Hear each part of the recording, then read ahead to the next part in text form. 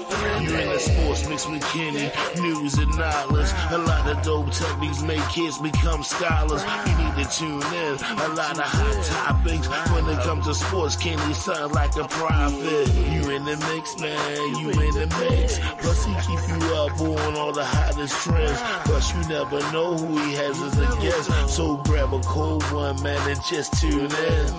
You in the mix, man. You in the mix. You in the mix. Sports mix. You in the mix. Rockin' with Kenny. When it comes to news, man, he got plenty. You in the mix, man. You in the mix. You in the mix. Sports mix. You in the mix. You rockin' with Kenny. When it comes to news, man, he got plenty.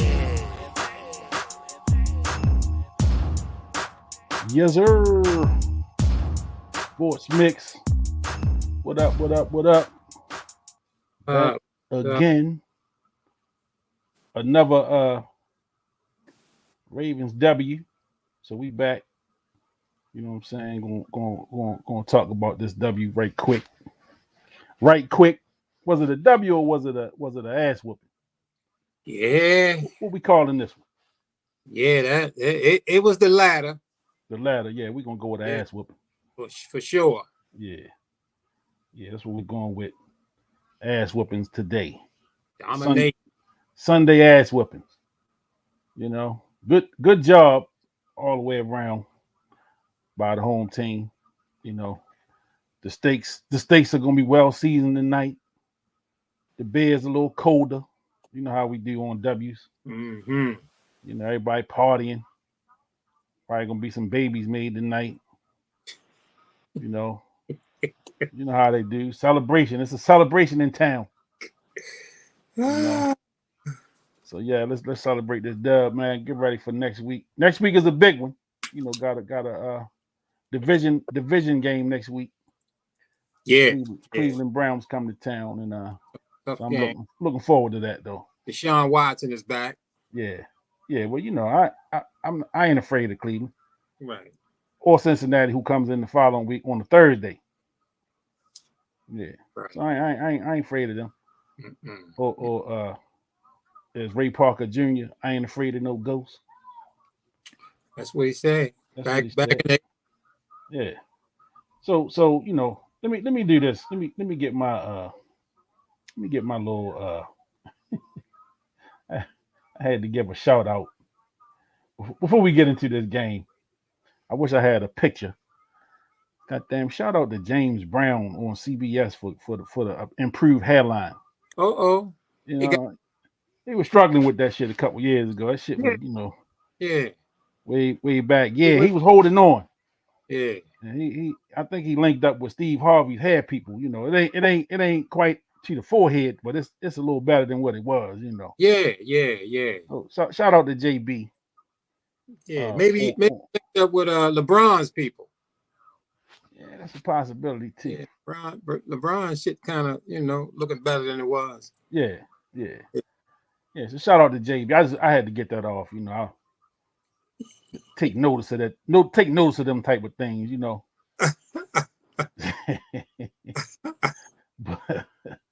but on to the game. So you know, Seahawks been playing pretty good football.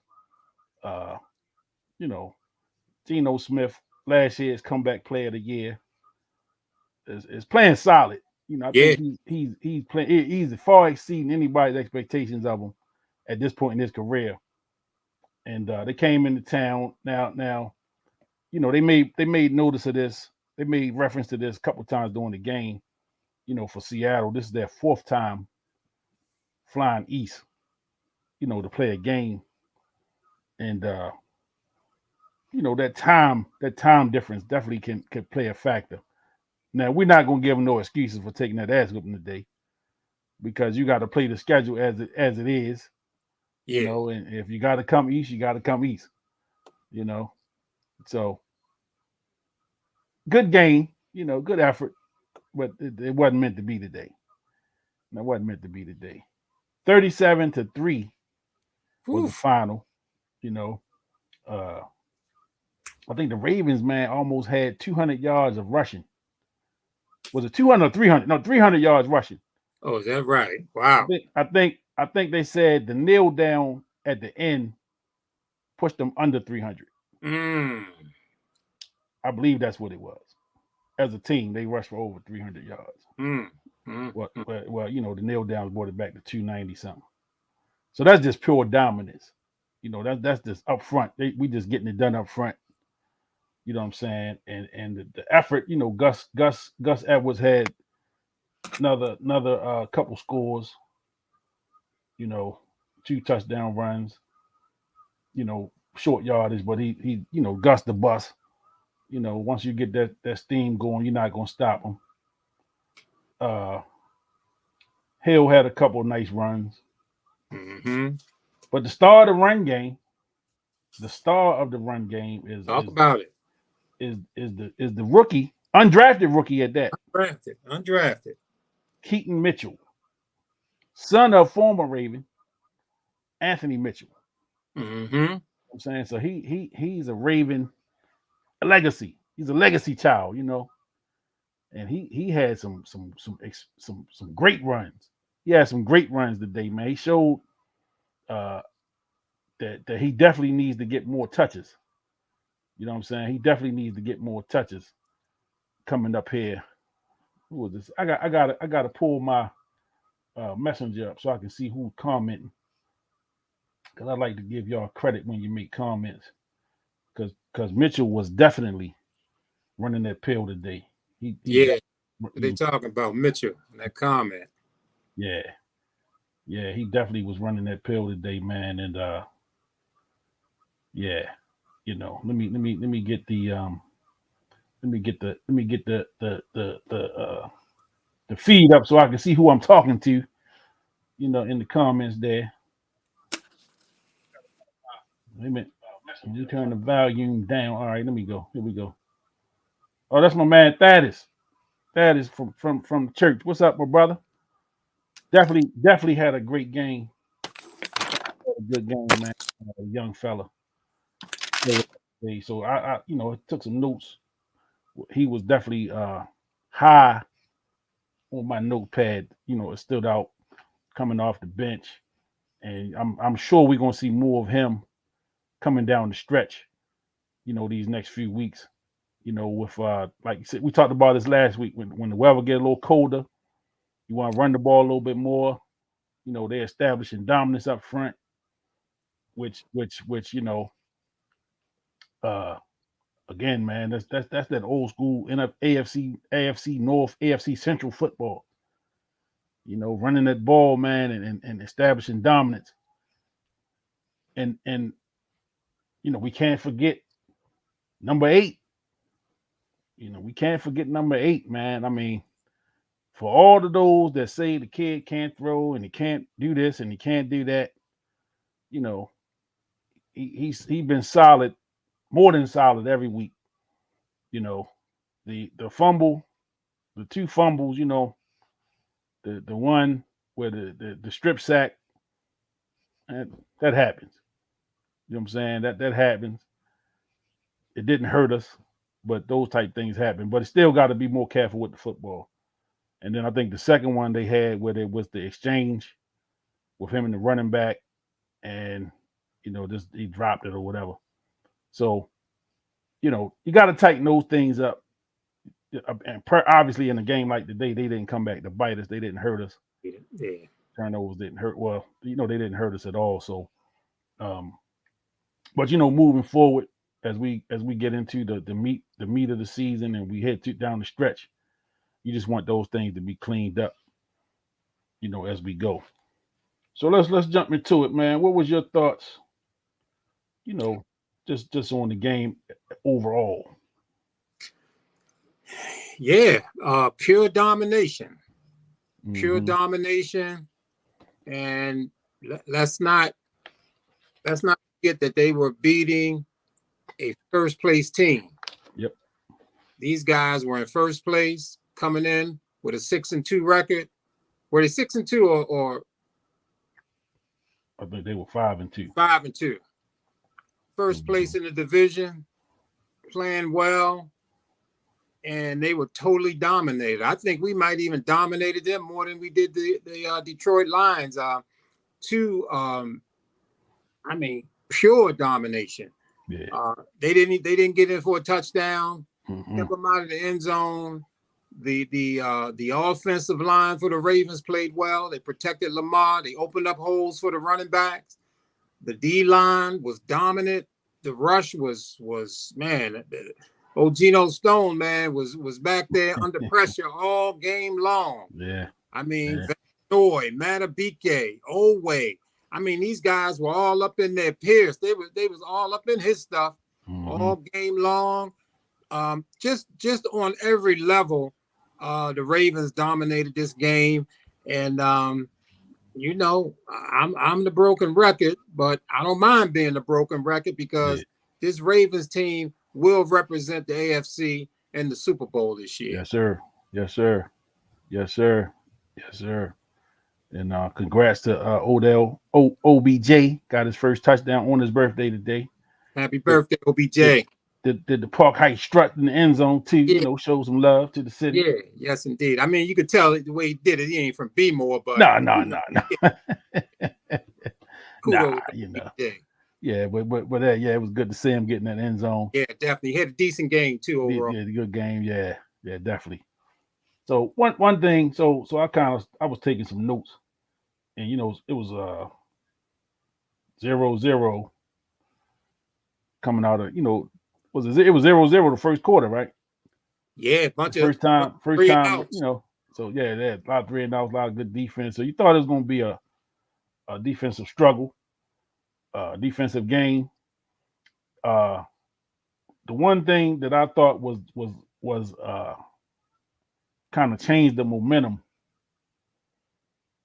was when the Ravens was backed up, you know, inside the 5.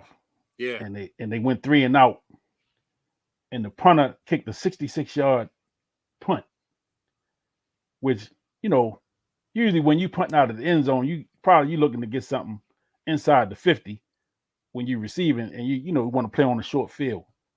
So for him to kick that thing 66 yards, and the Ravens covered it, they covered it very well. Yeah, he didn't gain.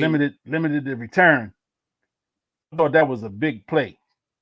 You know, kind of that they talk about that change in field position. Yeah, I thought that was a huge shift. And that came behind their punter kicking it to Al too. Yeah, exactly. Yep. He answered their punter. Yeah, exactly. And from there, I think they went 3 and out. We got the ball back, and then on the next possession, we drove down, and Gus got the first touchdown. Yeah, Gus. Yeah. You know what I'm saying? And so I think that, you know, we talk about inches, we talk about, you know, one play making the difference or changing the course of a game. That could be the play. Mm-hmm. You know, that a punt that changes field position could be the play that kind of set the Ravens off to where they need it. You know what I'm saying? So, you know, the punter don't really get a lot of props for what he does, because they rarely even punts, you know, when they scoring like this. We hardly even see him. It might have been his only punt of the game. I'm not sure. I don't remember seeing him too much. Right. You know, but it was big. So I want to give Stout, I can't remember his first name, but Stout, I want to give him some props for that 66-yard punt that kind of changed field position. And then once the Ravens got the ball back, you know, that sent us off. Gus Edwards got the TD run, and then on the very next possession, Geno Stone got another INT. Got a pick. You know, I think he's the league leader in interceptions, if I'm not mistaken, right? Yes. Number 6 for Geno, man. So, you know, he's definitely gonna be all pro this year. You know, he probably be in line to get some money from somebody. If not here, he's gonna get paid. You know, so congrats to Geno Stone on getting another pick. And you know, I guess now all he needs is a pick 6. I guess he gotta get one to take it to the house. Right. That'll really get that wallet looking a little fat for him. You know what I'm saying? So big play from Geno. And I believe that was the strip fumble came next. You know, off Lamar. Lamar stripped. They got stripped and lost the fumble there. No damage done. Oway recorded a sack, which you know people have been clamoring, you know, for Oway to show something. You know, they've been looking for Oway to show something. He's been getting a lot of pressure, but he hadn't been getting to the quarterback. And today he was able to get to the quarterback, get a sack, you know, and I was happy to see that. I was happy to see that from the big fella. Let me see what else I got. You know, Keaton Mitchell made some nice runs early. You know, he came in early, made some nice runs. Another Gus Edwards touchdown. Pierce knocked down the pass. Who else knocked down the pass? Somebody else knocked down. Travis Jones knocked down a pass. And Clowney knocked one down. So you're getting great play up front. And we talked about that last week after the game, man. The play that these guys are getting from the front four, which in Baltimore we just haven't seen. You know, we haven't seen that kind of play up front in a long time, man. So it's just good to see. And I think, man, people, you just don't realize when you got great play up front, man, it take the pressure off the back. Where, you know, your guys in the back end can make plays, your linebackers can drop in coverage, which take away lanes for them quarterbacks to get passes off. You know what I'm saying? When you don't have to send your linebackers blitzing and you know what I'm saying, you got more people in coverage. It just shrinks the field up. You know what I'm saying? And so with that front four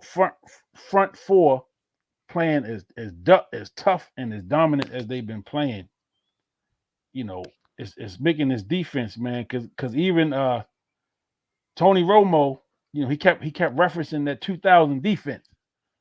You know, he kept referencing that 2000 defense, and then he kind of caught himself with it. Well, they're not that good yet, but this is similar. You know, this is similar to what we saw back then. You know, they're not giving up points.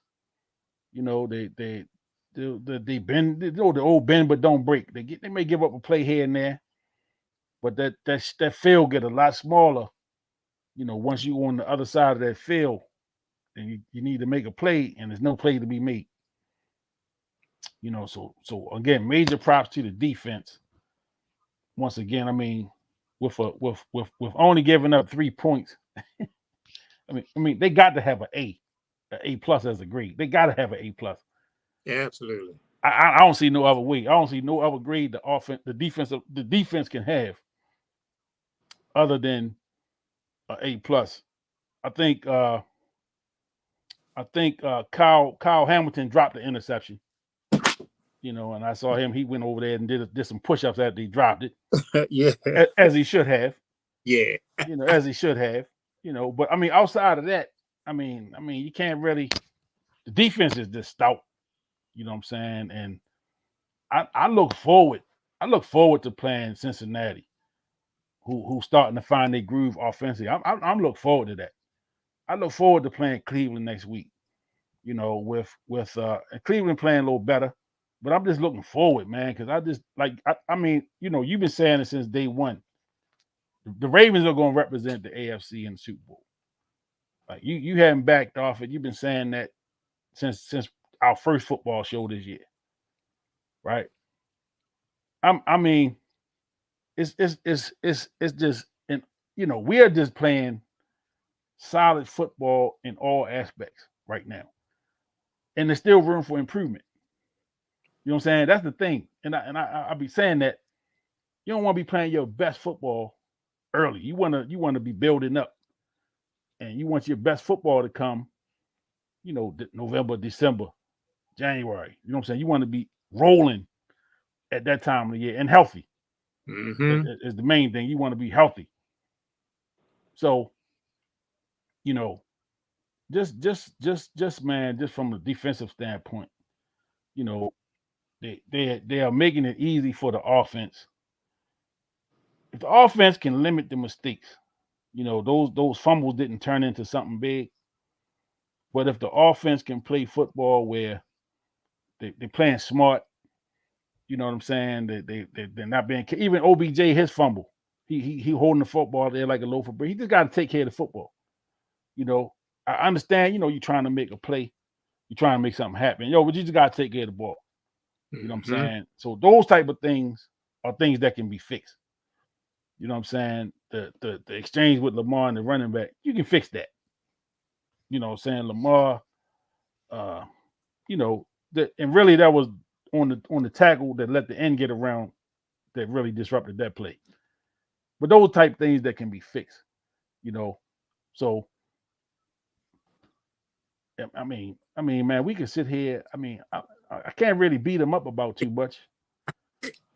You know, they converted fourth downs again.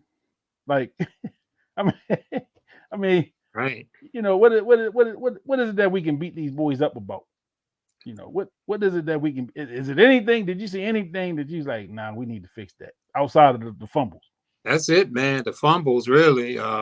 Like you say, Hamilton had a pick. It slipped through his hands. Mm-hmm. I think, what's his name, probably could have had another one. He was close to having another one in the end zone. Geno Stone. That kind of hands. But just dominant. You know, I think, you know, again, last time, couple of games before, mentioned that, and you just said it, the health. Typically, around this time of the season, Lamar is already beat up. Yeah. You know, he's already beat up when we talking about the Greg Roman offense. He's got bruises and he's hurting. Right now, there was a little scare. He twisted his ankle a little bit on that one play, but it seemed like he shut that off. But right now, Lamar is healthy. He hasn't taken any hits, a lot of big hits. I like I say, I think this offense that Monken is running, it's definitely helping to preserve Lamar Jackson. We need Lamar Jackson for the playoffs late in the season. I always thought last year that the Ravens had just as good a chance as anybody to represent the AFC in the Super Bowl if Lamar was healthy. I mean, we had to go with Huntley, but if Lamar was healthy, I wasn't afraid of anybody. And that's why coming into this season, you know, I was very much confident that this was going to be the best football team in the AFC coming into this season. And they're showing that. And like you say, man, there's still room for improvement. This offense is still new to the Ravens. They're still catching on.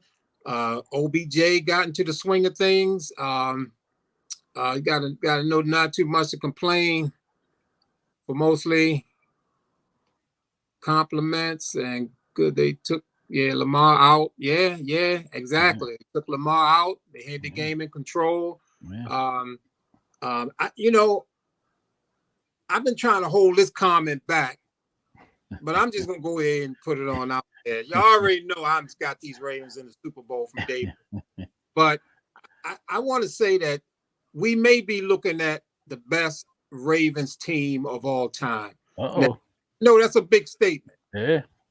You know, but I'm looking at it like that because of the balance. I mean, if this defense right now is being compared to the 2000 defense, is it the 2000 defense? No, not yet. No. But just being compared to it, that means it's in the neighborhood somewhere with that 2000 defense. Yeah. Now, if you look at that part of it, now you go to the offense and you're talking about an MVP quarterback. Now, them 2000 Ravens, they had Tony Banks. They had Trent Dilfer.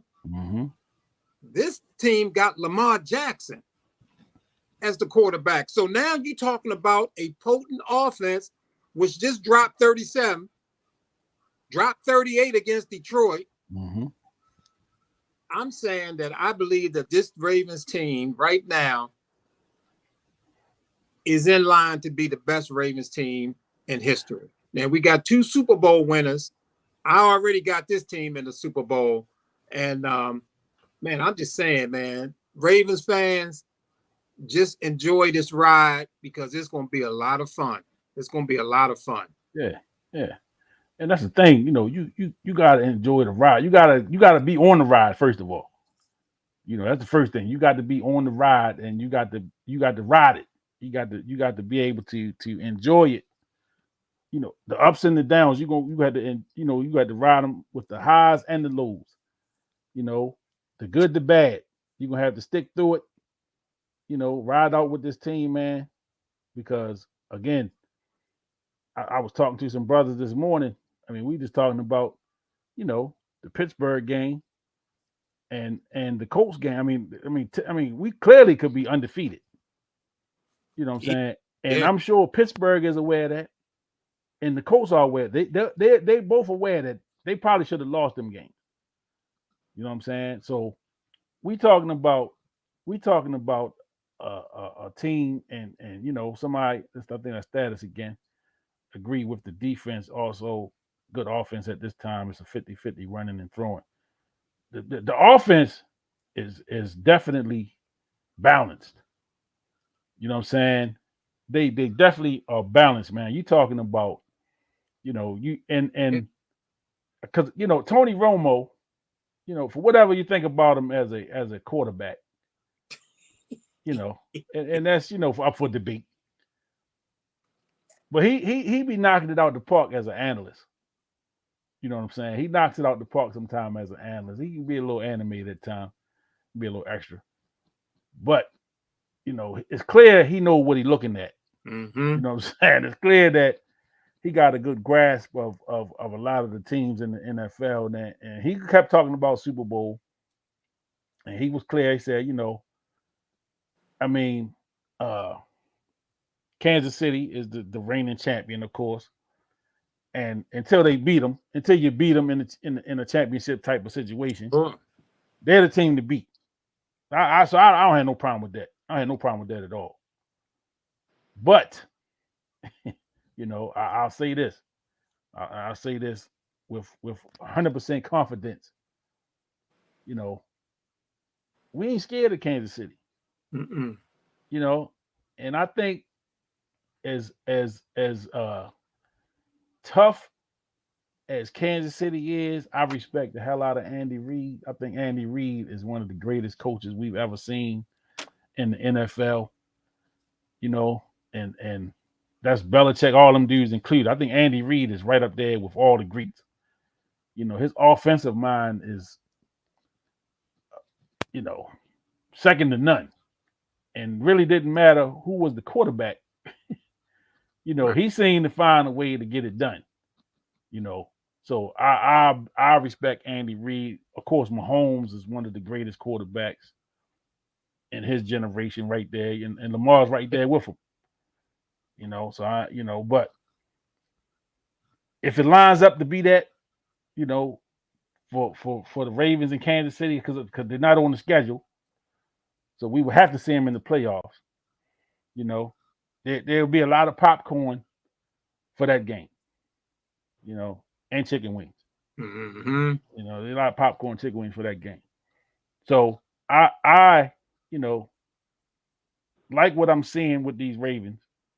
Of course, we are homers, we home guys, so we gonna look at them with the purple glasses, all that. You know what people say. Sure. Y'all Ravens fans and y'all this and that. Yeah, we are. But this is what we're supposed to do. We see our team. I watch the Ravens more closely than I watch any other team. So, I tend to know a bit more about the Ravens than I do about any other team.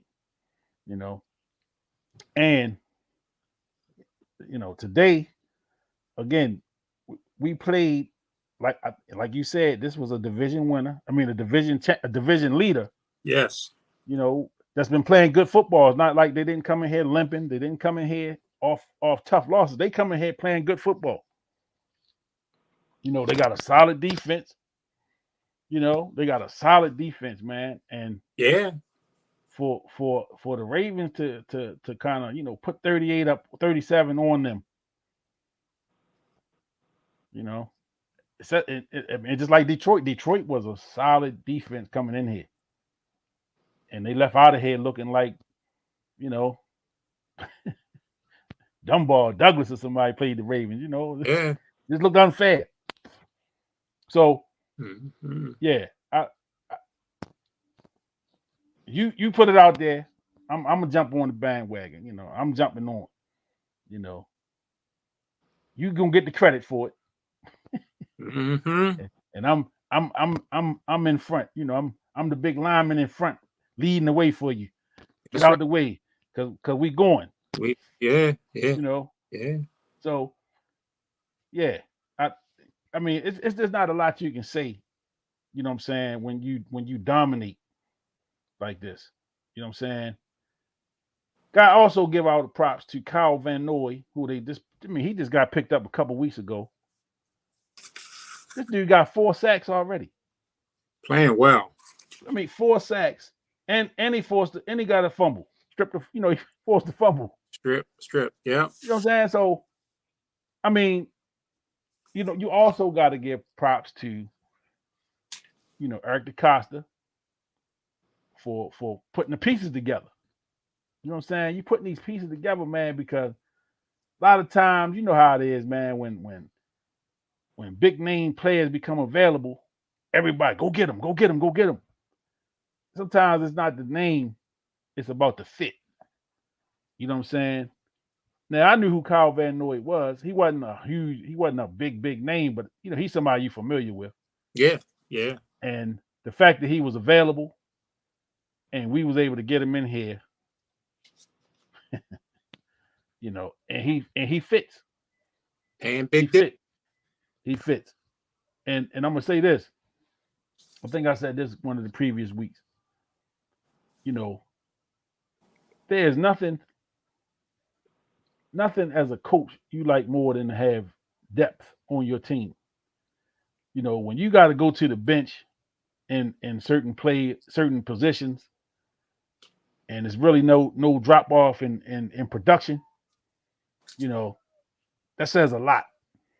You know what I'm saying? That says a lot for how your team is put together, and then how your guys are buying in. Guys are buying into what you got going on. And see, there are players, man, that they understand the window is small. To go out there and get it done. To go win a Super Bowl. I mean, it's not something you can do every year. Right. And so that window is small to make those type of things happen. And I think it's one winning drive out there in Owens Mills. The address to the Ravens facility. Is that what it's called? So I didn't know. That's the address. Okay. One winning drive. Okay. Yeah. So the guys are buying in. The guys are buying in. They are to see the opportunity is there. So let's go get this thing done. You know what I'm saying? And I'm excited as hell right now to see, what's going on week to week, and yeah, we supposed to be excited.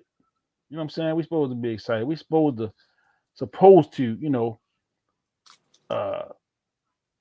celebrate these kind of wins. You're supposed to celebrate this. And now it's on to Cleveland. It's on to Cleveland. So let me see. Huntley had to pass to Odell Beckham.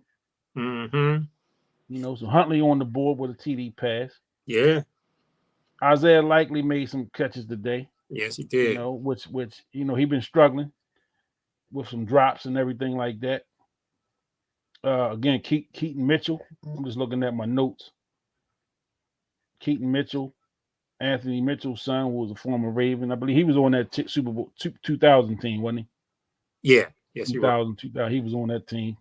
And he had a big play. Remember, he ran the missed field goal.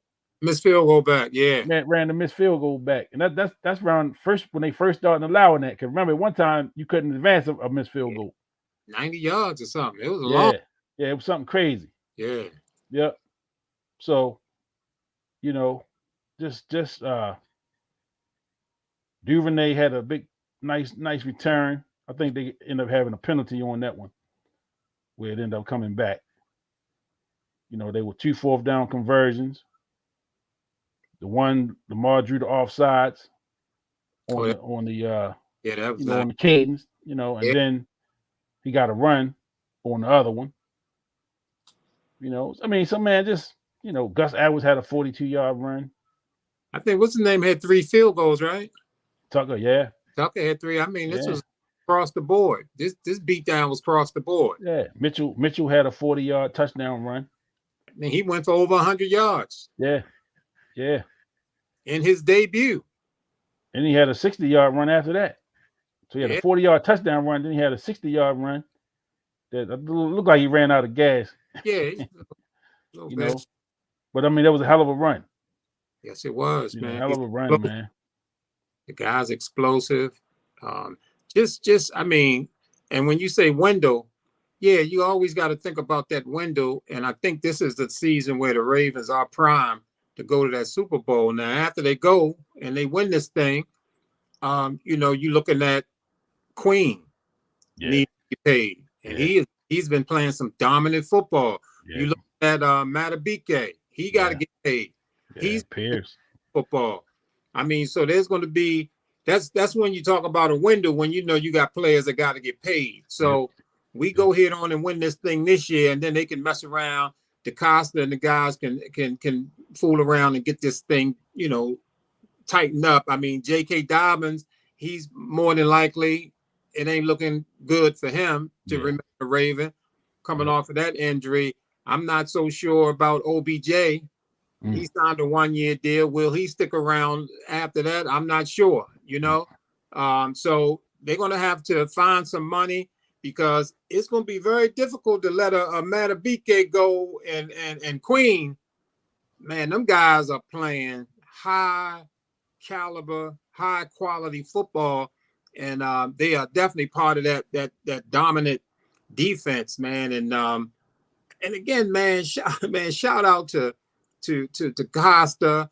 When I think about the Ravens last year and him bringing number 0 in, Roquan. Yes, and they brought Roquan in, but we never really got to see too much of Roquan and Lamar on the field at the same time. Maybe a couple of games. I know they beat up on the Saints in a nice win, and so we never really got to see that combination out on the field. So to me, what we had last year, I thought the Ravens were ready, except that our superstar quarterback was injured. So we got him back. We got Roquan. We got these other guys balling. And I mean, again, they bring in Harbaugh, bring in the offensive coordinator. He brought in McDonald. I mean, we got 2 excellent coordinators right now. He brought in Chuck Smith. And Chuck Smith must be doing something because way up in there now. And I was almost ready to stamp the bus on him. Like, this dude was a bust. But now, man, he's active. He's strong. He's putting pressure on. And I'm giving that credit to Chuck Smith, who I give credit to John Harbaugh for bringing this guy in, Chuck Smith, to help out this line. This line is looking great, man. And I mean, it's an issue. What's going to happen when Marcus Williams come back healthy and you got Geno Stone playing like an all-pro? I mean, that's a good problem to have. Yeah, man, it's a great problem to have. Yeah, it's great. So, and I can't lie, I was hearing the whispers and the rumors of the Ravens trying to get Derrick Henry to come in. And I just, I was just listening. Listening to it, seeing what would happen. And it didn't happen. And then I felt a little way. I'm like, man, if we had him in that backfield, because I kept thinking, now what if Gus Edwards get hurt? Right. Right. Then where will we be? But this guy Keaton Mitchell stepped up today. Oh yeah. And kind of showed what he can do. And he's also going to be very deadly in the passing game, man. him out on some screens and out there passing game. He's going to be tough to deal with. And great win, man. This Ravens team, man, is looking really, really, really dominant. They looking dominant, man. Yeah. I'm definitely impressed and definitely looking forward. I can't wait till Sunday. I can't wait till Sunday already. It's Sunday now. I can't wait till next Sunday. Right. I'm ready, man. I'm ready for some football. You see how relaxed Lamar looked there in the pocket? I do. Super relaxed, man. Throwing darts. Throwing darts. Not bad for a running back, huh? Not bad for a running back, man. You know, right. Not bad. Who can't throw. Can't throw. Right. You know, not accurate. Completing over 70% of his passes. Yeah. That's top notch. For somebody that can't throw. He is in the thick of the race for the MVP. That would be his second one, right? That'd be his second one. He did win one. Yeah, I think he did win one before. Yeah. This is somebody that's not a quarterback though. Right. So how is this happening? How is this even happening? He's not even a quarterback, man. What's going on with that? What's going on? That's why, man, I say that and you alluded to it earlier. I thought that Tony Romo and his sidekick, I thought that they Jim Nantz. I thought that they called the game better than any of the previous announcers as far as nailing who the Ravens are. Yeah. And what they are and what their potential is. And Romo and Nance throughout the game kept alluding to how good this team was. The previous defense, 2000 defense, Lamar Jackson completing over 70% of his passes. I mean, this team, man, they've been dominant this year. And really, when you look at every game, they very easily could be undefeated. Undefeated, absolutely. They probably should be undefeated. Should be. Yeah. But you know, with respect to the announcers, right? Especially from the networks, the big network games. I know a lot of times you hear people complaining about the announcers and they don't respect the Ravens and this, that, and the other.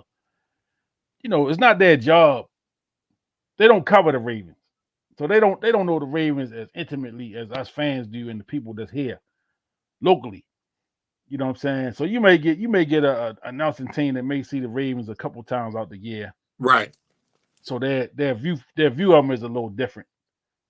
But when you got guys that they pop in this week and then next week they off to something else, they really don't get to know the team on the level that we do.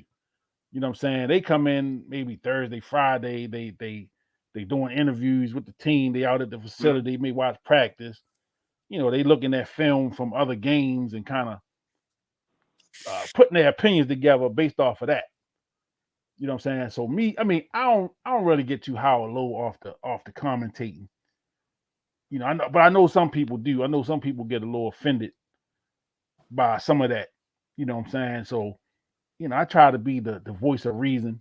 I try to be the calm, don't pay that too much attention. Don't really get caught up in, the announcers from week to week. Because it's not their job to know the Ravens. If you really need to hear a Ravens slant when you're watching the game, put the radio on. Because those are Ravens people. Jerry Sandusky and Rod Woodson, they call the games on the radio. So cut the TV down, put the radio on. If you need to hear pro Ravens, as you're watching the game, kind of do it that way. Or make sure you just tune into the sports mix. You could always do that. You can always do that. You could always do that. You're going to get it right here. It's coming at you straight. No chaser. That's right. No chaser. So, I mean, maybe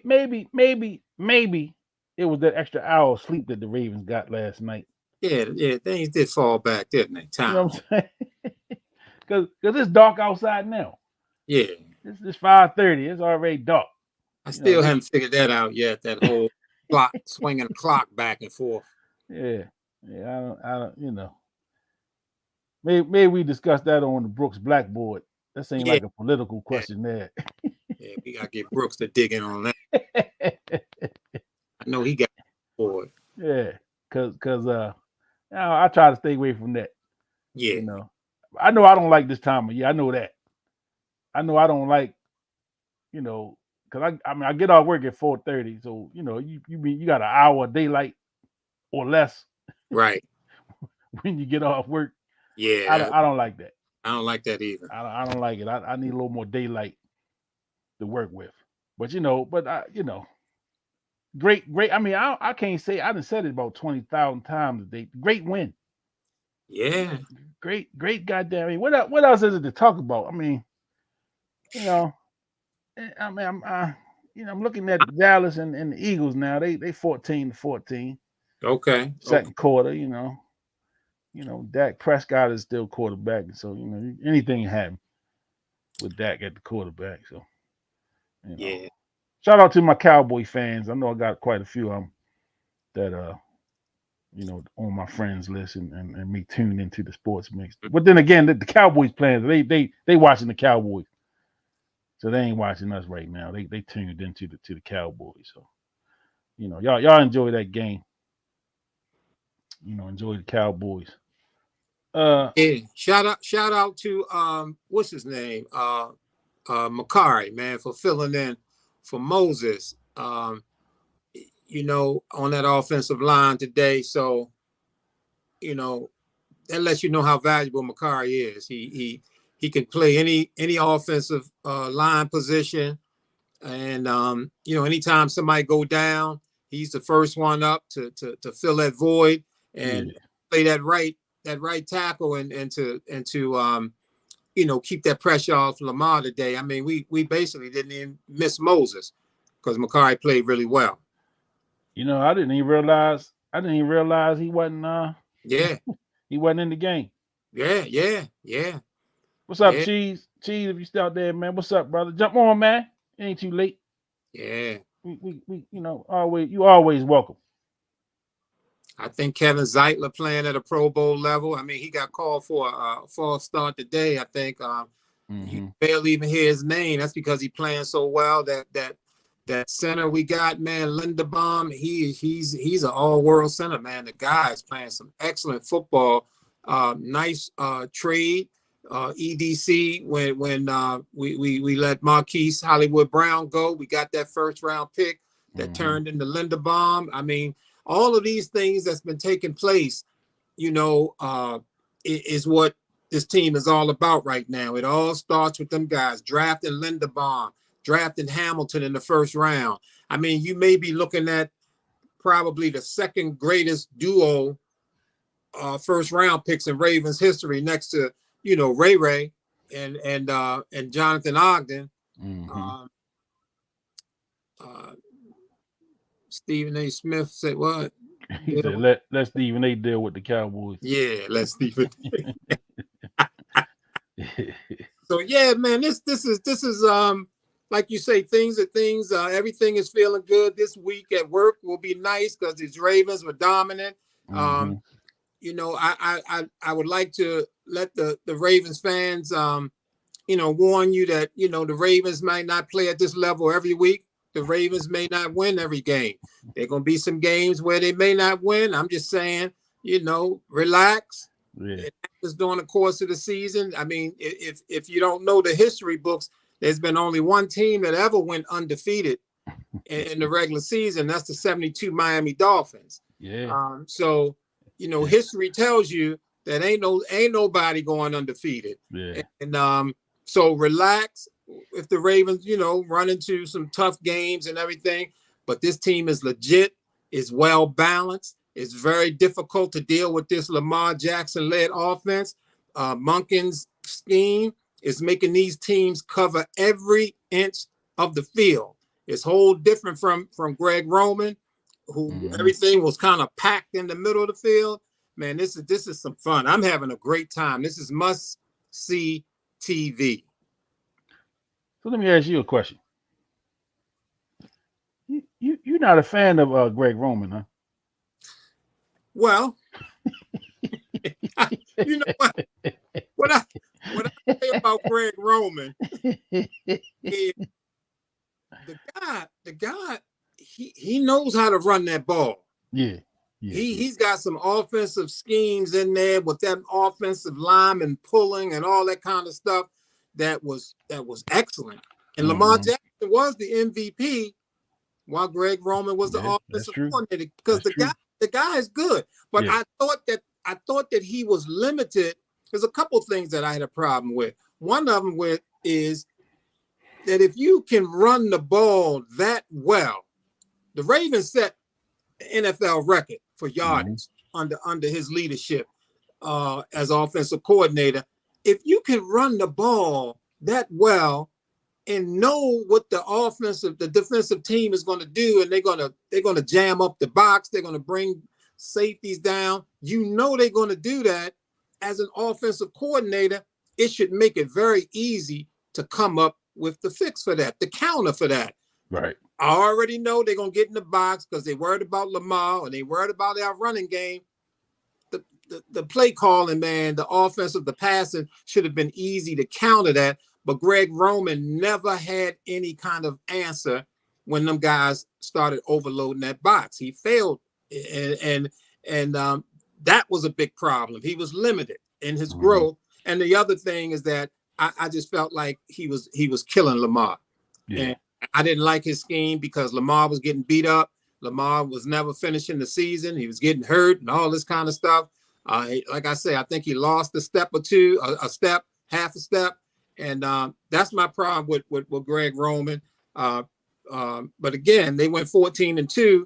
But I think there was a little bit of uniqueness about the Ravens, and they sort of hit the NFL by surprise with Lamar Jackson doing all those terrific things that he did. But they adjusted, and I think it all started really in that first playoff game against the Chargers when they took linebackers out the game and put a whole bunch of safeties and DBs stuff. Yeah, yep. That's what we dealt with. So that was my problem with him. I like this guy Monken much better. We make it cover every inch of the field. Yeah. I mean, you may mention them. I just wanted to be clear. Yeah.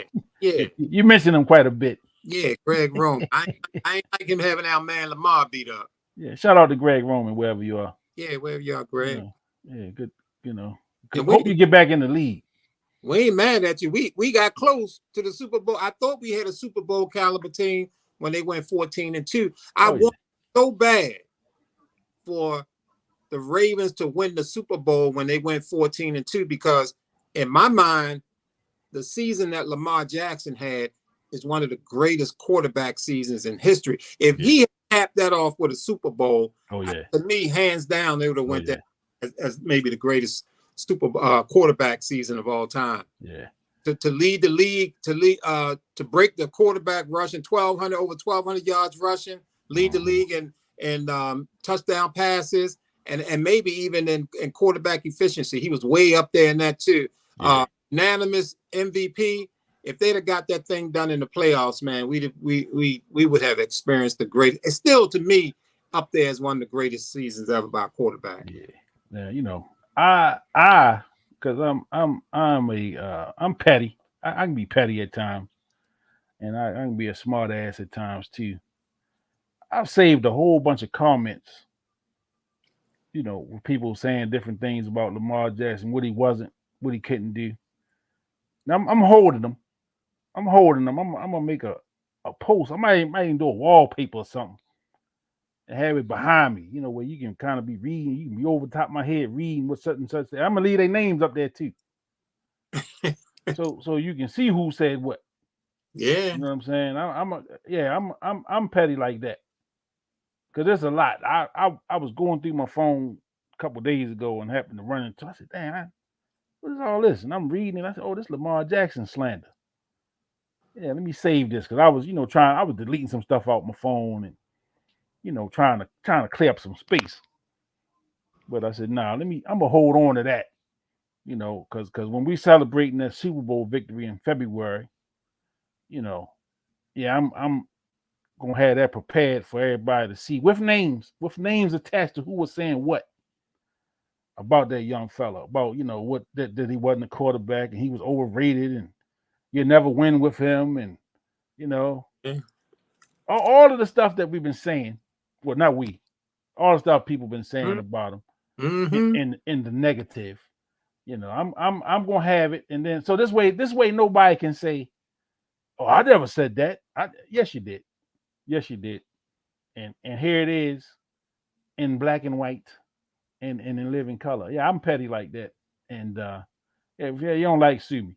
No, don't sue me. Because I ain't got no goddamn money. So don't do that. That was a joke. That was a joke. Yeah, you can try to sue us if you want, but motherfucker, you just be practicing. Ain't got nothing for you. Yeah. This, you be practicing with that. So yeah, and don't sue me. But yeah,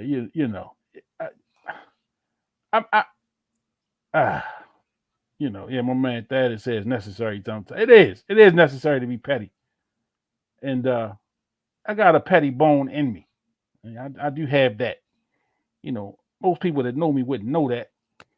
You gotta know me a little intimately to know that, because I can be petty when I need to be. Well, yeah. So yeah, I like Lamar slander. Because I know how people are. They waiting for him to have a bad game. And I told you. Like the fumbles today, somebody was waiting for them to turn into something else. There's nothing really you can say because they didn't hurt us. But he got to do better in that area. What I mean? I'm saying that as a Lamar fan, he got to take care of the ball better. I'm saying that. So don't come on here and say, I'm an apologist and all the little things, all the little cute little names they add to people that are fans of certain people or people. Yeah, I'm a Lamar apologist and all of that old stuff that y'all say. But hey, I'd rather be that, you know what I'm saying, than to sit here and say that we could win a Super Bowl with Huntley as the quarterback. I ain't foolish enough to say that. Now I've seen some of y'all fools say that too. I should have saved some of them comments. You know what I'm saying? Yeah. But let me get off. Let me get up off the fools right quick. Yeah. Because fools gonna be fools. They got another word for them. They call them idiots. Yeah. Yeah. So I'm gonna jump up off of y'all right quick. Yeah, I'm pretty sure they real quiet right now. Yeah. Well, they how it is, man. They somewhere drunk right now, and they pissed off. They happy, but they pissed off because this guy's doing it, and we didn't think he could do it. But they what they also do is they keep that goal line. They keep moving the goal line. And I don't care what he does. I don't care what he does in the regular season. He got to win the playoffs. He's got to win a Super Bowl. All that stuff. All that goal line moving and changing of the narrative. For a team, for a franchise who has and the fans of the Ravens, this franchise called the Baltimore Ravens, we have had to. I mean, we talk about it. Joe Flacco got us a Super Bowl. Yep. He played real well for that and had some decent seasons in there. Kyle Bowler was a #1 draft pick. That was, well, you already know what's up. That was ridiculous. I mean, we had Steve McNair at the end of his career. Yeah. His arm was pretty much gone when we got. Yeah, he was done. Vinny Testaverde early on. He was putting up big numbers, but he's gonna throw about 2 or 3 picks every game. Yeah. So, to have this guy Lamar Jackson at the helm, I mean, I'm just saying, man, Ravens, man, we got to really enjoy having this dude, man. We have to enjoy this because the minute he got behind the center and became the starter, I mean, he's must-see TV. He's exciting. Yes, he is dynamic. I mean, don't he look good with that number 8 on out there? Oh, beautiful. I mean, beautiful, don't that guy good on that field, man? I mean, somebody said it was like having Gale Sayers at the quarterback. He ran the ball like Gale Sayers. I mean, we have never seen this kind of excitement coming from the quarterback position. And I'm telling you, Lamar Jackson his fan base is all over. Yeah. People love this dude. When Michael Vick was quarterback in Atlanta, Michael Vick had fans all over the place. That little Michael Vick jerseys was all over the place. I was a Michael Vick fan. Sure. Loved watching him play. I mean, Lamar Jackson is like that and then some. I mean, this guy was unanimous MVP. What was he, the third one? Yeah. Jim Brown. Yeah. I forgot who the other person was. I can't remember either. But anytime you mentioned in the same breath with Jim Brown, you have to have been doing something extraordinary. Yes, sir. You had to, because Jim Brown is he's probably the most dominant player to ever step on a football field. And here you got Lamar Jackson. I don't even think he was 24 years old. He might have been 24 when he won that MVP. He's a baby. So man, I'm enjoying this ride, and there's gonna come a day when his career is over, and we're gonna be sitting around talking about him and be happy and proud that we was able to see him from the beginning all the way to the end. And hopefully by the time we get to that end, I'm hoping that there's multiple Super Bowls. Yeah, that would be beautiful. That would be beautiful, man. And again, you gotta enjoy the ride. Too often, man. We wanna get to the end of the book before the book has been read or even written. You know what I'm saying? We trying to see the outcome of the book. And that's why you got these people that say, "Oh, he'll never win this, or he'll never do that," because they already know the end of the story. And so those are the people that those are the people that yell out in the movies. You go to the movies and you want to watch the movie, and they're the type of people that's yelling out, what's going to happen, or what they think is going to happen. Right? We need y'all to sit back. We need y'all to pipe down a little bit. Mm-hmm. And enjoy your Coors Lights and your Michelobes, your hot dogs and your pretzels, your chicken wings, your hot links, whatever your football meal of the day is. Enjoy that and enjoy these Ravens, man. Enjoy this ride. And we'll see in February where it ends. We'll see in February where it ends, and I hope to see y'all downtown at the parade. I'm gonna say that. That's what I'm talking about. Because I'm gonna be down there in my sports mix attire. Right. So you're gonna know who I am. Right. And I'm pretty easy to spot. I'm pretty easy to spot. Yeah. So I'm miss you down there. No, yeah, you ain't gonna miss me. No. So I mean, again. I ain't sure, man. Have you seen? Has Lamar Jackson had any kind of as far as advertisements, any national commercials or anything? Man, I see Baker Mayfield had a bunch of commercials. Yeah. At one point, Patrick Mahomes got his commercials. I don't know what other quarterbacks out there, but I've never seen Lamar Jackson, I don't think, with a commercial of any significance. Nah, he haven't had anything. He's been on a couple little things. Something, right? Yeah, but nothing like where he kind of the guy, and right. Nothing close to what Baker Mayfield had. Yeah, nothing like nothing close to that. And I mean, they were selling Baker like he was can't miss. Right. This is the guy. Baker's the next one. Yeah, he was the next one. And he had all kind of commercials. And I'm glad they're not giving our guy no commercials. He don't need that. He don't need that action. And and there's probably a pretty good reason why they don't want to give him commercials. He's clearly one of us. Mm-hmm. Clearly. Ain't no mistaking. Patrick Mahomes is but Lamar is us. Yeah, no doubt about it. Without a doubt, man. And that's why we love him extra. Yeah. So Man, ride this thing out. This guy's a special athlete, man. He's a special player.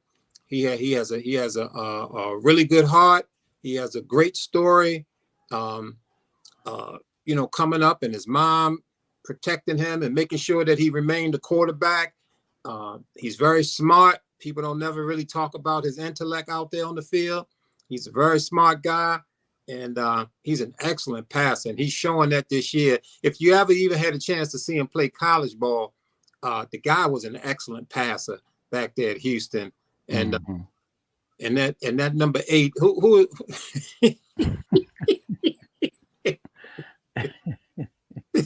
old Baker, and that was from the Days game. Did you see the end of that game?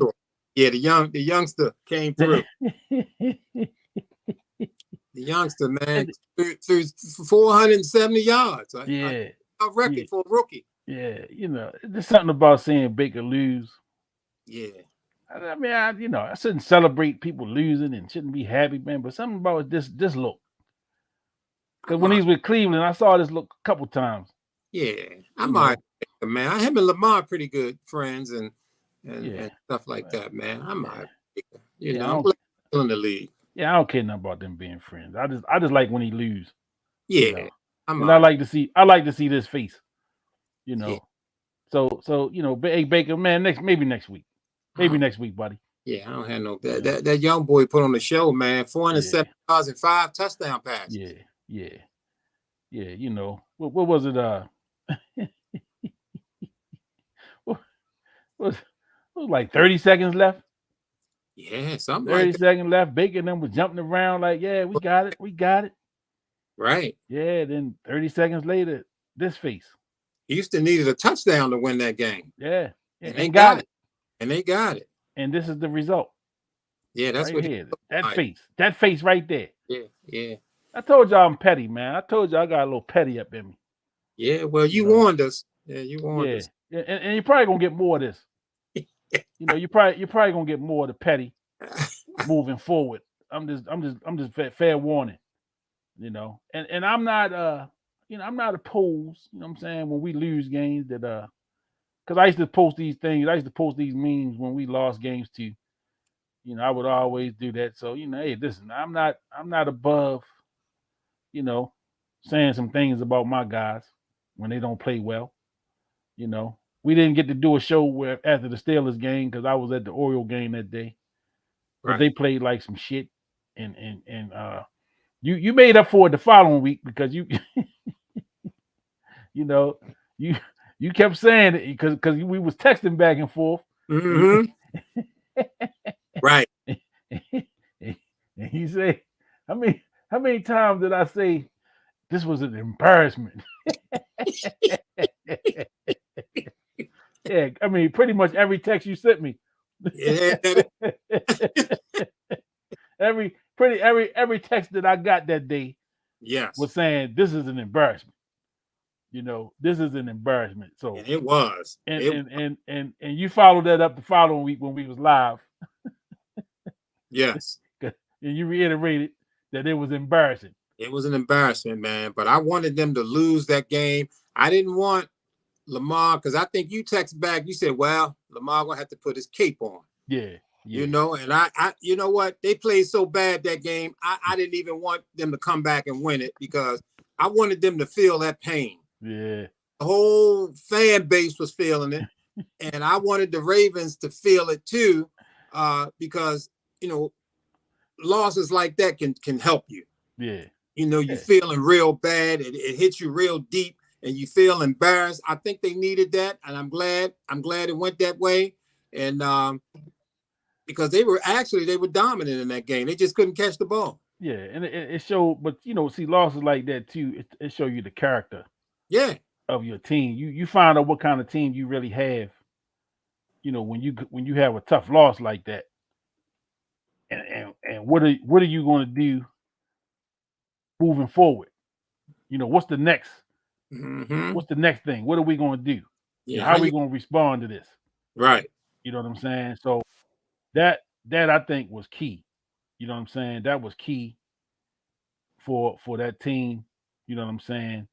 that they like you said, they took that L and they came back and they rebounded from it. You know what I'm saying? So while we here, shit, we might as well go a couple more minutes. You know, I got something else I want to share with the people. Get some opinions on this. You know what I'm saying? Because again, I'm a little petty. You know what I'm saying? Move to the night that our flag was still there. Oh, say, does that star spangled banner yet wave?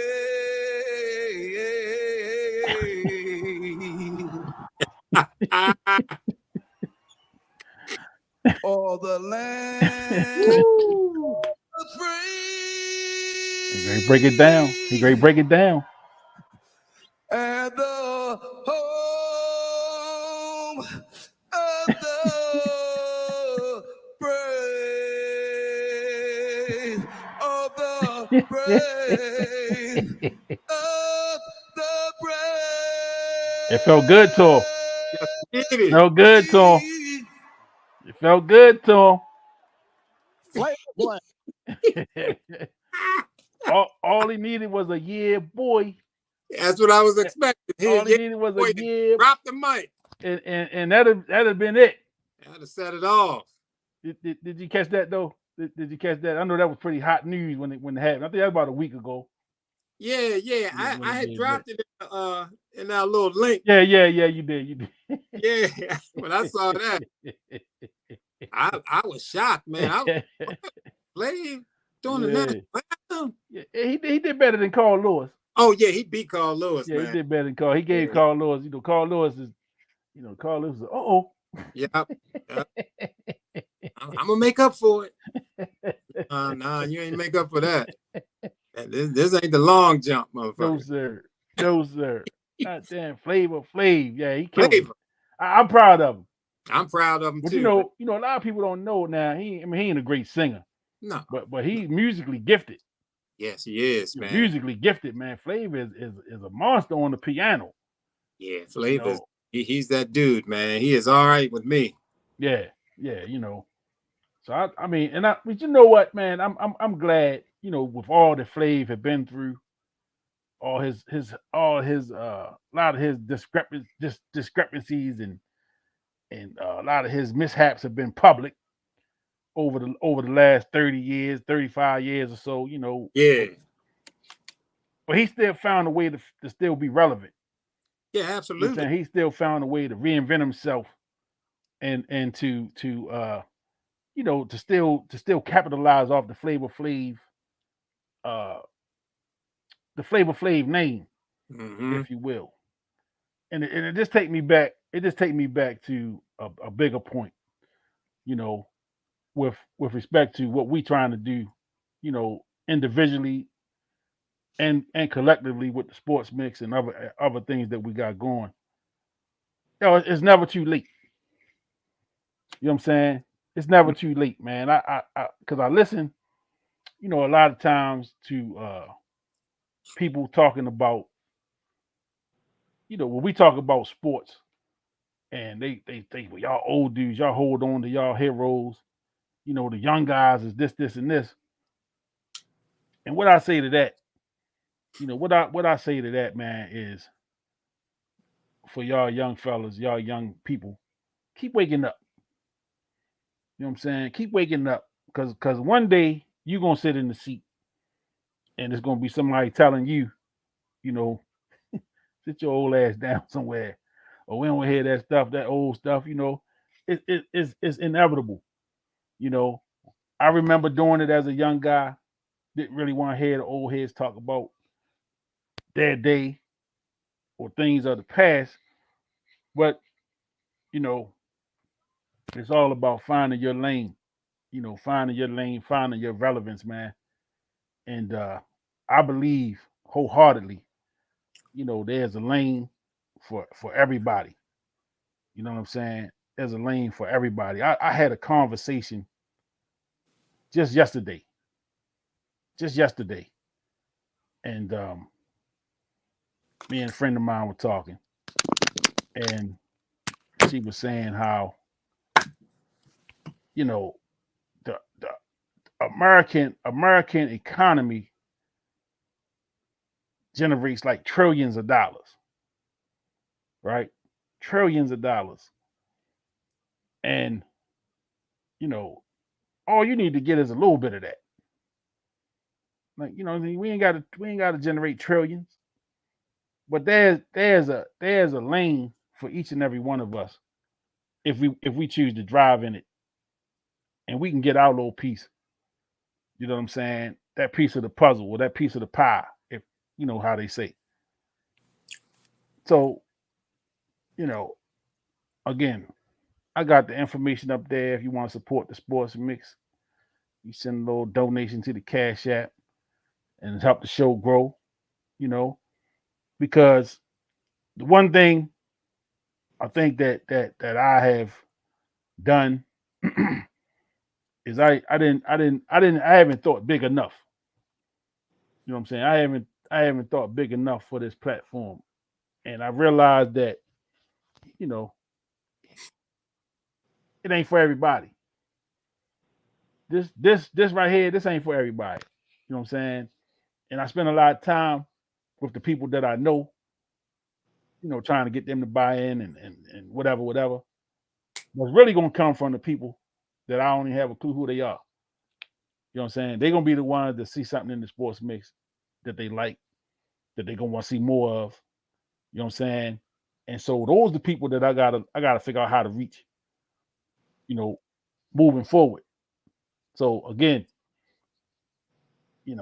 been thinking small, been thinking a little too small. So the time, man, is just to get out there, and I can go back to conversations we had that not even sports related. I remember a few years ago, you was hitting me with something that stuck, and you was talking about, man, you was talking about global. You know what I'm saying? You wasn't talking about, this here, whatever was going on here. You were talking about the globe. You remember having that conversation? I'm not sure. I know we had so many. But I remember, I mean, I don't even remember what we were talking about. But the fact that you kept saying global, that the impact should be global. It shouldn't just be right here where we at. Yeah. The impact should be bigger. You know what I'm saying? That stuck out. Again, I don't remember what we was even talking about. But I remember you kept saying the impact should be global. You know what I'm saying? And so, man, it's a lot. How you got to think? Yeah, that's how you got to think. Yeah, So like, my man Thaddeus said, we got to trust the process is going to play out. Yeah. And Thaddeus, man, brother that I just recently met, a couple months ago. You know what I'm saying? And he been supporting me, always giving me feedback, ask me how can he help. You know what I'm saying? So I'm appreciative. I'm appreciative of people like that see something in me. You know what I'm saying? And see something in what we're doing. You know what I mean? And so, yeah, man, this thing is gonna go. You know what I'm saying? So some people, man, that you know how you always gonna have people that doubt you. You always have people that's hating on you from the sideline. Man, I don't know what they're doing. That's one of the indications of success. Yeah. So, you got the energy to tell me, or not to tell me, but to say, that thing ain't no good, this and that and the other. You're doing something right. Right. Because you took the energy to say it. You know what I mean? You know all the players in the NBA that you despise, you hate it. That's because they was good. Yeah, and they was in the NBA. Yeah, they was there. Yeah, a lot of us hated on Larry Bird. Talk about that. Talk about that. That dude was magnificent. Talk about that. We won't even waste our time hating on a bum. So if you got haters out there, that's a good sign. And I know I hated on Larry Bird. Yeah. Religiously. Yeah, absolutely. I hated on the Boston Celtics, period, and the brothers that was on the team. Robert Parrish and them dudes. Because I identified basketball with being our game. In my mind, I claimed it. It's our game. And Larry Bird and Kevin McHale and Red Auerbach and Danny Ainge was a threat. Yeah. Ain't that something? To taking our game. Ain't that something? That's how I looked at it. That's where the hate came from. And it wasn't hate personally. It was athletic hate. Yeah. Yeah, man. And that just come with it. It come with it. That come with it. You know what I'm saying? I mean, you know, we gonna have this. They come to the end of their career. We had mad respect for that guy. So I'm gonna put together a show, right? And that's that subject you just hit on. That you know, basketball was our game, right? That you can look at baseball from the perspective of you know, white guys who felt like or feel like baseball is their game. You know, so I'm gonna do a little research, but I want to pull that together. You know what I'm saying? Because it like you say, it comes from a place. I don't even think it comes from a place of hate. You know what I'm saying? I think it comes from a place of misplaced passion. Sure. You know what I'm saying? Misplaced passion. Because I mean, to say, you know, basketball is our game, but it was invented by a white guy. Mm-hmm. You know, old Naismith. You know, now at least that's what they say. That's what they say. So you know, I don't want to dig too much into that. Right. Into the show, because I won't put the show together for that. But think about it. Think about a James Naismith, right? Imagine if James Naismith could come back and sit courtside at an NBA game tonight. Yeah. And see a 7'4" Wimby. How you say that boy's name? Just say Wimby. Wembanyama. I just say Wimby. I mean, imagine him coming back in 2023, sitting courtside in a big arena. You know what I'm saying? And seeing how far the game has came. Yeah. From the Peace Basket, right? You know, imagine him being able to come back and sit back and watch, you know, what these 7-footers are doing. They shooting three, Kevin Durant's and, you know, Wemby and you know, these guys, man, have changed the game. You know, they're not big, and I don't even know if you had 7-footers with Peace Baskets. You know, right? Yeah, he might just be amazed at the size of these people. You know, but it just to be able to come back and see this is something that I created, and I had to dig a little into his story a bit to see what even made him make it a game and what made him, you know, come into this thing. Yeah, it will be interesting if we could go into the time capsule and bring him on up here to 2023 and sit down at the court side and just watch. You know. Yeah. And that's one of the reasons why you mentioned a little earlier about, you know, sometimes some of the younger guys don't want to listen to the older guys talk. Mm-hmm. But, you know, from my perspective, man, I've always loved listening to the older guys speak and them talk about what went on during their era, during their time. I love to hear them speak about their heroes and things like that. I always loved listening to my father talk about things. You know, when he would see me going crazy about Michael Jackson, he would come back and say, man, I seen James Brown do that shit right up there on Pennsylvania Avenue. I saw James Brown do that, and, you know, and things like that. I would be crazy about Michael Jordan, and he throw Oscar Robinson's name out Yeah, there. And yeah. Oscar Robinson did this, but in both of those instances, he did come back and say that Jordan was the greatest. That was his guy, and he was like, yeah, Michael Jackson was the greatest. So to even hear people speak before, and we got to understand, especially as black folk, man. I mean, if you go back to Africa, man, they had these griots, man, that passed history down. I mean, they kept everything up in their head and they passed it down to the next generation, and they kept it away from being in books and written down so it couldn't get stolen, and that word was passed down. I mean, so getting information from the past has been a huge part of the black experience on this planet. So you got to always respect, those that came before you. Yeah, some of them can talk some foolishness, but you'll know when somebody from before your time is talking some real potent stuff. You'll be able to tell the difference. Yeah, absolutely. Absolutely. And the one thing age will give you, it gives you perspective. You know what I'm saying? Sometimes, man, we're not always hating on the younger generation or the younger players, man. It's not always about hate. You see how much love we got for Lamar? Oh, man. He ain't from our generation. Mm-mm. We love that guy.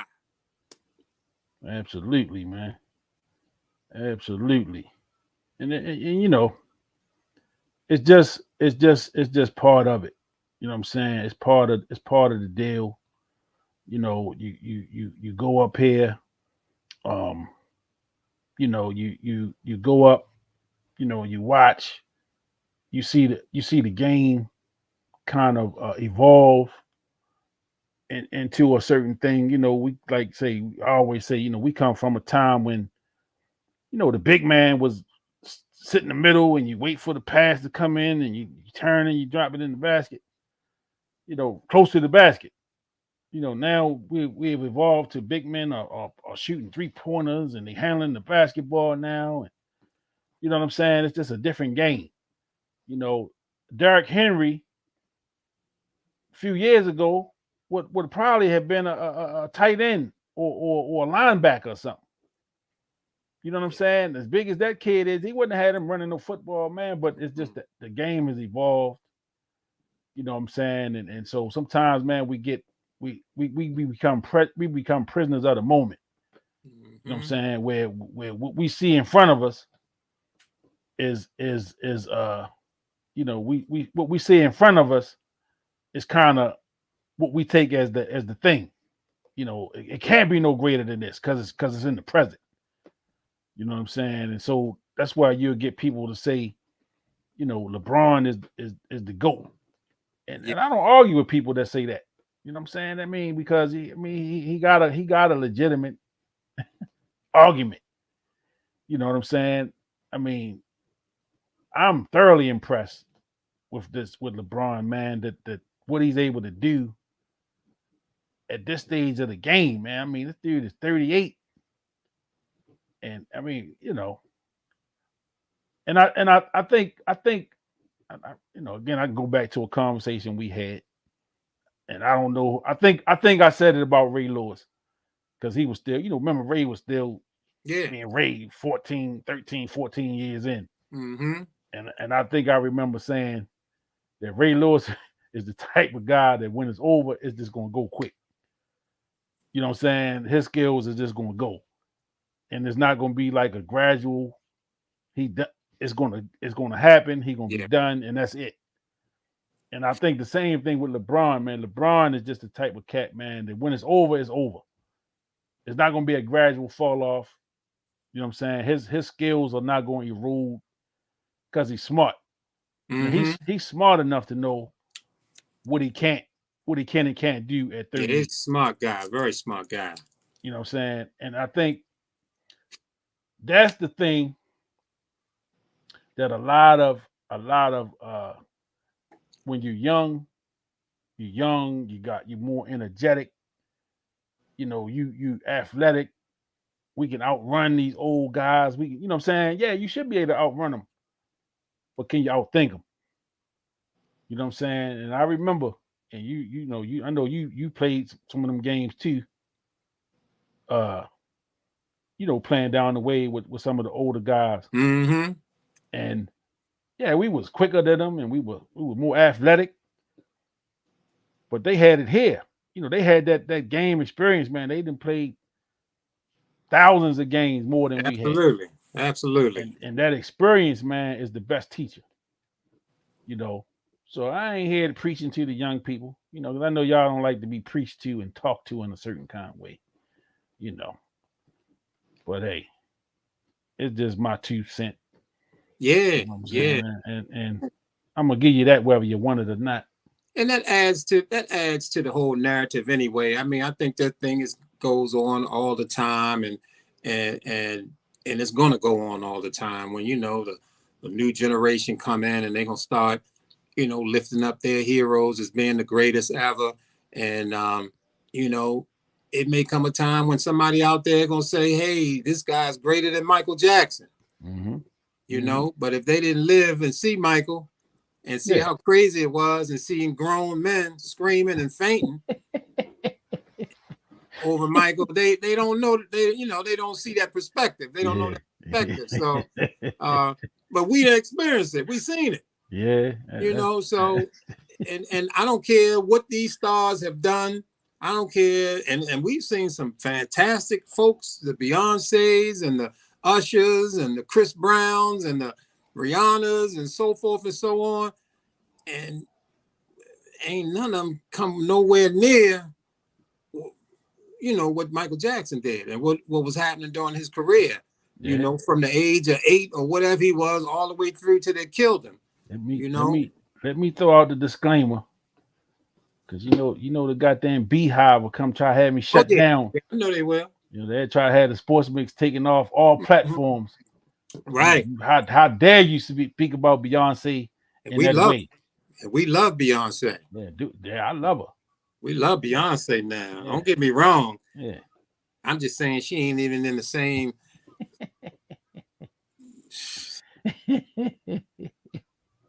Yeah, I mean, the whole grown men fainting and shit. I mean, that's a sight, man. I still have a tough time with that. Yeah. You saying grown ass men lose it, man, and they ain't gay. Not only are they not gay, but they not even close to Michael. I mean, they might be, they might just see him on the screen, right, and lose it. I mean, man, Mike came out on stage and just struck a pose for every bit of 5 minutes. Right. And I'm talking about, man, they lifting people up. They lifting, shuffling on out.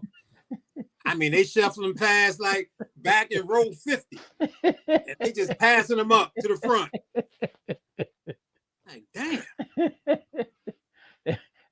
And Mike ain't uttered a word. He ain't said nothing, man. He ain't even moved. He up there frozen. One of the greatest. That's like the most powerful thing I've ever seen in entertainment. When he came up out of that stage, jumped up, and boom, landed, and just stood there. And they was losing. Unbelievable.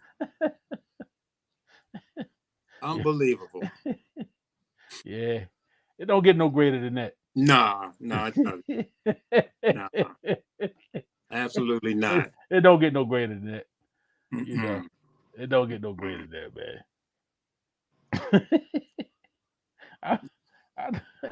Not even close. I can't even get the visual out of my head. Yeah, it's tough, man. I'm seeing all these little them sparkles. Yeah, falling behind him, and he just standing there with them shades on, and he got that glitter military type jacket on. Man, this little dude that we knew since he was 8, 9 years old, evolved all the way to that. Unbelievable, man. Oh man, unbelievable.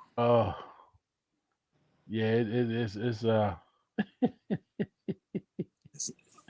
I'm trying to find it. I can't find one right quick. Look. Wait a minute. Yeah. Wait a minute. Cause yeah.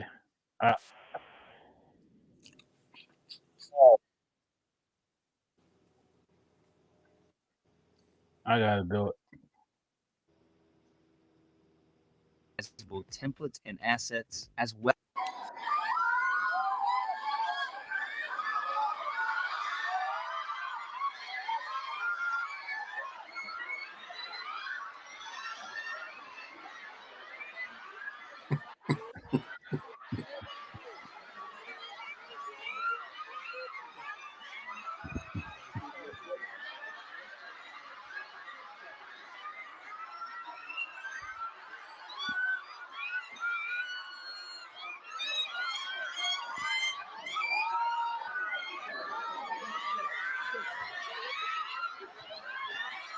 Man, he over there in Japan.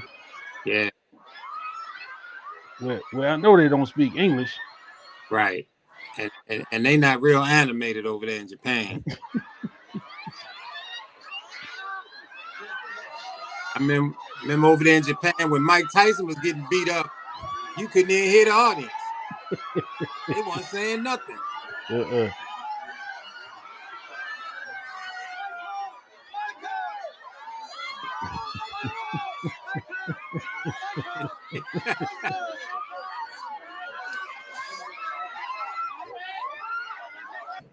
I just had a few ideas to do something special for Michael because I know it is not time for him to perform yet.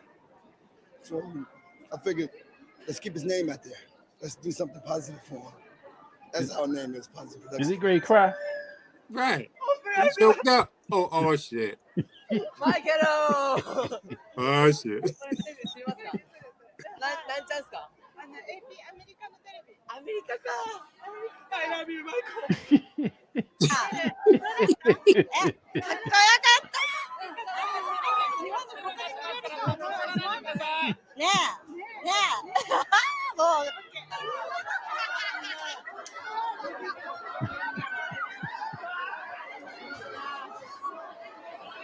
Done. Right. It's done. Yeah. Yeah. Yeah, Michael. Oh man. The king. Yeah, the king, man. The king. Yeah, I don't know how we got here. Yeah, but you know, that's why they call it the sports mix. Yeah, because we definitely mixed it up. Yeah, get mixed up, you know. Definitely mixing it up. Smooth mix, you know. It ain't no no train wreck. You know? No, sir. Yeah, so as we great wrap up, you know, again, 37-3 ass whooping. Yeah, just call it what it was, you know. Right. Ass whooping. The Ravens put foot to ass, you know. Seattle couldn't even get in the end zone. Nah. Yeah, it's just, you know. Good luck next week to the Seahawks. You know, yeah. This wasn't this week. This wasn't the week for it. I think Detroit bounced back, didn't they? Yeah, they bounced back. Yeah, they bounced. They was happy to get up out of here. Yeah, they were happy. Same thing. Yeah, they was happy to get up out of here. Yeah. So you know, we you know getting prepared for Cleveland, and then on the short week, we got Cincinnati Thursday night. It's a Thursday night game. Yeah. So I guess we had to do something Friday. The Friday, I know. Let me see. That's this Friday we off. Yeah, so next Friday is a work day. We'll figure it out. Yeah, we'll get it done. Yeah, we'll get it done. Well, shoot, I might I might do a show Friday, man. I might do a show Friday during the day. You know, midday something. I'm off work. Great talking with the podcast. Hey, Thaddeus, I appreciate you, brother. I do, man. I appreciate you. Thanks for tuning in. Thanks for making, commenting and taking part. I appreciate you, brother. I'll see you Tuesday. Thaddeus, I'll see you Tuesday evening. any brothers want to come out, we'll be at New Start Church, little men's group, and they're chopping it up. Good stuff. You want the info, hit me up. I'll give you the info. You want to support the Sports Mix, here's the Cash App info. Hit that Cash App up. If you don't do Cash App and you do Zelle, hit me up. I don't want to put that out there. I got a Zelle. I don't want to put too much of my information out there in these streets. You know what I'm saying? With all these scamming type folks, you know what I'm saying? So that's right. Yeah, I don't want to put too much of it out there in the public. Make sure you got the real Sports Mix. Yeah, because it's gonna be somebody coming up with something.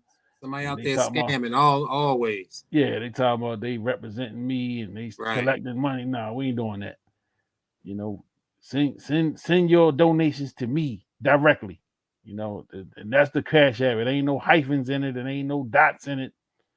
That's what it is. And hit me up, man. I like to hear from the people anyway. What y'all like, what you don't like, what you want to see, what you don't want to see. Working on some live tapings, some live where we had some studio audience. Y'all can come out and watch the show live, with the fellas. That should be pretty interesting, when we pull that together. So we getting there in the room and sparring as we do. You know what I mean? That's right. So any closing words as we wrap up on this this good Sunday, Yeah, that's it. Yeah, it was a great Sunday. It was a beautiful day, weather-wise, for football. Out there. The stands were jam-packed, and Lamar and the Ravens came to play. They were totally dominant. And all I keep saying, let's enjoy this ride, because this team will represent the AFC in the Super Bowl. You heard it here first.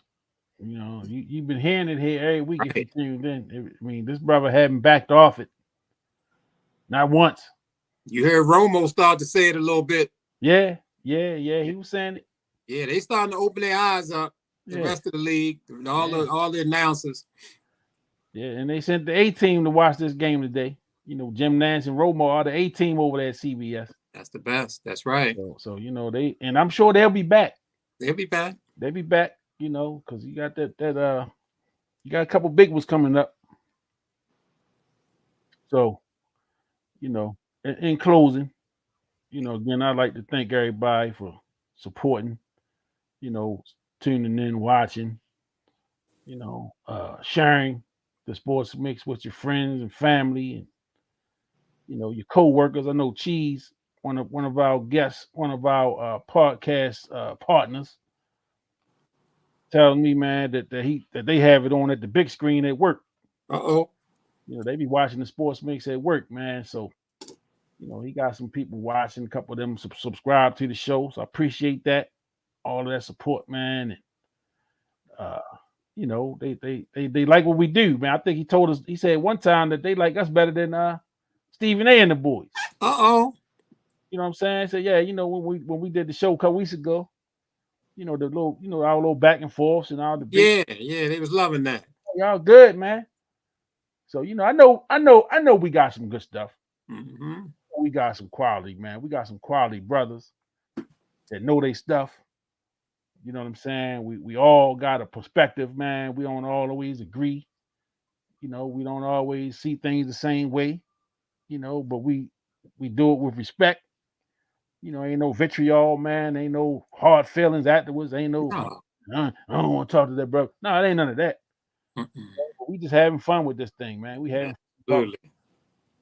And hopefully, it's entertaining. And just know that we're still growing. That the platform is still growing, man. And there's things that's going to happen. Things that people going to see down the road. They were like, damn, I remember when they was, I remember when it was this. And when you see the growth and when you see where the show is going, when you see the show where it's going to go to, you're going to remember. I remember when they started that thing.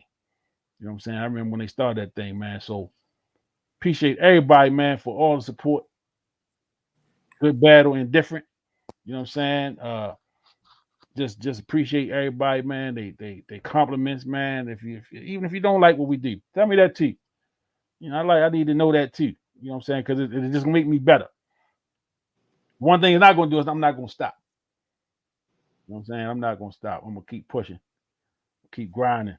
You know what I'm saying? So I'm gonna find my little piece of that trillion, them trillions that the economy is percolating every year. I want a piece of that. You know what I'm saying? And I'm telling you, branding the sports mix is great. It's great. I'm great. Rebrand the whole show. I changed the name on YouTube. You know, the Sports Mix Podcast. Changed the name of the group on Facebook to the Sports Mix Podcast. You know, and I got some things coming, and it's going to be a different look. It's going to be a different feel, man. And I'm you know, and you're gonna know it's mine. When you see what's coming, you're gonna know, oh yeah, that's him. That's Big Kenny. You know what I'm saying? So I appreciate everybody again, man, for just rocking with me through this process, through this growth, you know. And yeah, it's great to be big, man. So that's all I got, man. You know, 37-3, ass whooping. You know, Cleveland is on deck. You know, NBA is back in full effect. I'm interested in the NBA, the tournament. So we gotta get the fellas together, you know, talk a little NBA at some point. Mm-hmm. You know, a little more football, college football. Dion been struggling. Colorado been struggling a little bit. You know, we all Coach Prime fans. Gotta get the doc on Melvin Scott, who has been to some games. He's been out to Colorado. He was at the UCLA game last week. Okay. We chatted up this week. He said he wanted to come on and talk a little bit about, you know, the program, Shador, talk about the young man, his name escapes me right now, they're playing both sides. Travis Hunter. Mm-hmm. You know, he got some interesting takes on Travis Hunter, man. Shador Sanders. And you know what I think? Real quick before we go, I think Shiloh is a star. He don't get a lot of. They're not talking a lot about him because of Shador, and Travis Hunter. But Shiloh make a play every week. He make a big play on defense every week. He going to the league. Yeah, he going to the league. Yeah, because he made a hit last night, and I fell asleep on the game, but I saw the hit. He caused the fumble, but I mean he hit the boy. I mean hit him right on the football. mm-hmm. Hit him hard too. You know what I'm saying? So you know Deion Sanders ain't never been accused of hitting nobody hard. You know, but his son is out there laying that wood. Right. You know. So yeah. So I don't want to jump on because we'll be all night talking about that. Yeah. But yeah, I just wanted to say that, man. But we're gonna wrap it up. You know, appreciate everybody again for tuning in. Ravens get the dub. Cleveland on deck. And we will see y'all when we see y'all.